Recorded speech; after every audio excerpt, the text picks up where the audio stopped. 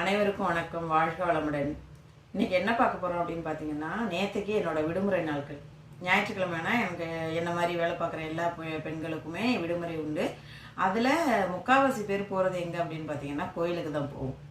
அப்போ அந்த மாதிரி நான் நேற்றுக்கு கோயிலுக்கு போயிட்டு சாமி கும்பிட்டுட்டு பிரகாரம்லாம் சுற்றி முடிச்சுட்டு வந்து ஒரு இடத்துல உட்கார்றப்போ அந்த இடத்துல எப்போதுமே அன்னதானம் கொடுப்பாங்க. பொங்கல், புளியோதரை, அந்த மாதிரி ஏதாவது ஒன்று அன்னதானம் இருக்கும். நேற்றுக்கு பார்த்தீங்கன்னா முதல்ல கொடுத்தது மிளகு பொங்கல். அந்த மிளகு பொங்கல் நான் ஒரு பேப்பர் எடுத்து சாதம் வாங்கிட்டு வந்து நான் வந்து உட்காந்துட்டேன். எனக்கு முன்னாடியே ஒரு 3 சகோதரி அங்கே உட்காந்துருந்தாங்க. அவங்களும் இந்த பொங்கல் வாங்கி சாப்பிட்டுட்டு இருந்தாங்க. சாப்பிட்டு முடிச்சுட்டு 2 பேர் கையெழுமிட்டு வந்து உட்காந்துட்டாங்க. 3ஆவதா ஒரு பொண்ணு போய் கையெழுமிட்டு வந்து உட்கார்ந்தா. அதுக்கு பிறகு பார்த்தீங்கன்னா அந்த பொங்கல் முடிஞ்சு போயிட்டு 2ஆவதா இன்னொருத்தவங்க அபிஷேகத்துக்கு கொடுத்துருப்பாங்க இல்லையா, அவங்க அபிஷேகத்துக்கு கொடுத்துருந்ததுல புளியோதரையும் தக்காளி சாதமும் கொடுத்தாங்க போல. 2 பாத்திரமா இருந்தது. நான் கிட்ட போய் பார்க்கல. அவங்க பேசிக்கிட்டதை நான் காதில் வாங்கினேன். புளியோதரையும் தக்காளி சாதமும் கொடுக்குறாங்க அப்படின்னு சொல்லிட்டு. அப்போ இன்னொரு இந்த கடைசியாக போய் கையெழும்பிட்டு வந்தாங்க பார்த்தீங்களா, அவங்களுக்கும் என்னோட வயசு இருக்கும். அவங்க போய் கையெழும்பிட்டு வந்துட்டு 2 பேப்பர் எடுத்து சாதத்தை வாங்கிட்டு வந்து அவங்க யூஸ் அண்ட் த்ரோ டப்பா வந்து அவங்க பேக்கில் வச்சுருக்காங்க. அதுக்காக வேண்டி இருங்க நான் போயிட்டு வரேன் அப்படின்னு சொல்லிட்டு அவங்க சாப்பாடு வாங்க போயிட்டாங்க.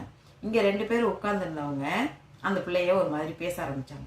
இந்த பிள்ளைக்கு இப்படித்தான், எப்போ லீவுக்கு வந்தாலும் வெளியிலேயே சாப்பிட்றது கிடையாது, காலையிலையும் இங்கே தான் சாப்பிடுது, மத்தியானத்துக்கும் இந்த மாதிரி சாப்பாடை வாங்கிட்டு போகுது, இது கூட போகிறதே நம்மளுக்கு அசிங்கமாக இருக்குது அப்படின்னா அந்த 2 சகோதரியும் பேசிகிட்டு இருக்காங்க.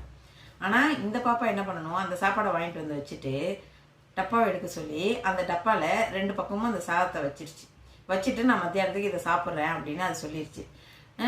அப்போ இன்னொருத்தவங்க உட்காந்துருக்கவங்க கேட்குறாங்க, ஏன் இதை தான் இப்போ காலையிலே இங்கே தானே சாப்பிட்டேன், மத்தியானம் அங்கே சாப்பிட்லாம்ல அப்படின்னு கேட்குறப்ப அந்த பொண்ணு சொன்னிச்சு, கோயிலுக்கு வந்துட்டோம், சாமி கும்பிட்டுட்டோம், இதை சாப்பிட்டா நான்வெஜ் சாப்பிட வேண்டாம், என்ன நான் இதை வாங்கினேன், கோயிலுக்கு வந்துட்டு என்னத்த நான்வெஜ் சாப்பிட போகிறேன்னு அவங்க சொல்லிட்டாங்க. அந்த சிஸ்டர் அவங்க மனசில் என்ன இருந்ததுன்னு நம்மளுக்கு தெரியாது. அவங்க சொன்னதை நான் இப்போ உங்களுக்கு சொல்கிறேன்.